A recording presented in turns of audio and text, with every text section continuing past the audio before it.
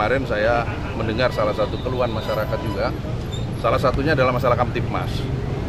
Sehingga kita melakukan langkah-langkah untuk melakukan penindakan khususnya terhadap masalah-masalah kriminalitas, baik itu copet, jambret, dan sebagainya. Dan 1 minggu ini sudah ada beberapa orang yang sudah kita tangkap, termasuk kepenadanya sampai kepada orang-orang yang mungkin ada kaitannya. Tidak boleh lagi ada di sini kejahatan di tempat masyarakat menengah ke bawah ini, masyarakat kecil yang mencari hidupnya. Jangan ada lagi yang melakukan kejahatan seperti copet. Copet kok di kampungnya sendiri. Ini kan daerah kita sendiri. Ya. Dan kita punya concern untuk membantu Pak Wali Kota, Pak Gubernur untuk melakukan penataan. Dalam waktu dekat kita akan dirikan juga pos pengamanan di situ terpadu ya, dari TNI, Polri, nanti di situ ada Babinsa, Babinka.